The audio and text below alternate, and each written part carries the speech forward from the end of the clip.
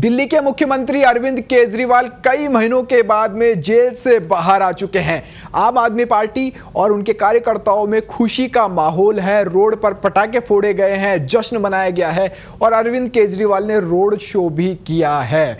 तो एक तरह से आम आदमी पार्टी खुशी से गदगद हो रही है। वहीं दूसरी तरफ भारतीय जनता पार्टी भी खुश हो रही है। उनके बड़े नेताओं का खुशी का ठिकाना नहीं है और इसे देखकर लगता है कि ये पूरी रणनीति भाजपा की प्लान बी का हिस्सा हो सकता है।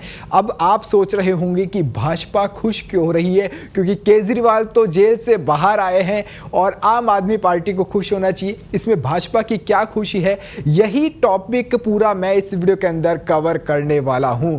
आपको क्या लगता है, जेल से जब केजरीवाल बाहर आए हैं तो भाजपा के लिए खुशी की बात होगी, नहीं होगी?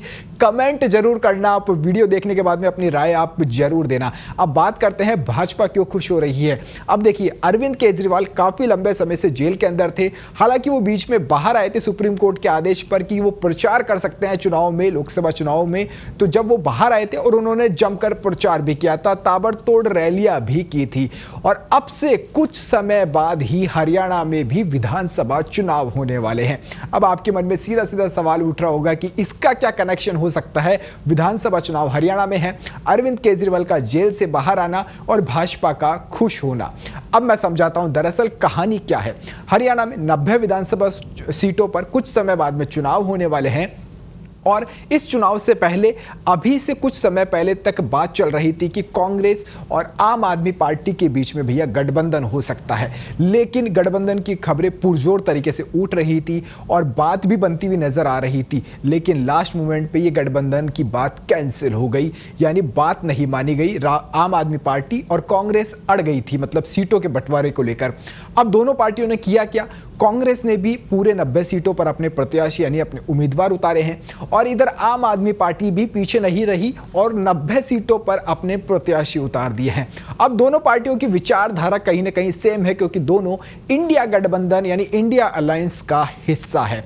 और इस बार हरियाणा में भाजपा की स्थिति थोड़ी बहुत कमजोर नजर आ रही है। बहुत थोड़ी, ज्यादा तो नहीं, थोड़ी बहुत कमजोर भाजपा इस बार हरियाणा में नजर आ रही है। इसी का फायदा अब भाजपा को मिलेगा। कैसे मिलेगा?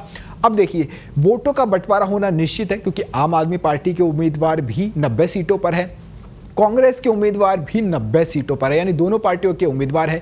एक तरफ भाजपा जहां कमजोर स्थिति में है, अब जब वोटों का बंटवारा होगा तो यहां पर भाजपा की स्थिति मजबूत होती हुई नजर आएगी, क्योंकि यह डेफिनेट तय माना जा रहा है कि केजरीवाल डेफिनेटली 101% हरियाणा में ताबड़तोड़ प्रचार करेंगे और अपनी पार्टी की पूरी ताकत वहां पर झोंक दी जाएगी।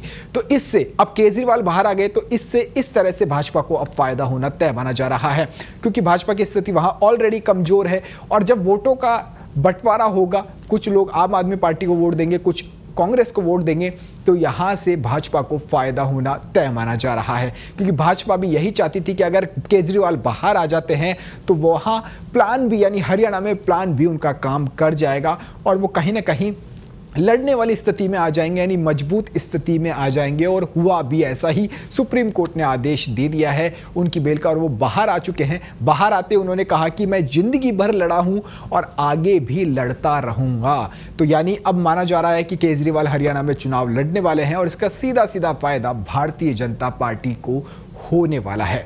तो आपको ये वीडियो कैसा लगा, कमेंट बॉक्स में जरूर बताइएगा। चैनल के ऊपर पहली बार आए हैं तो सब्सक्राइब का बटन प्रेस कर दीजिएगा।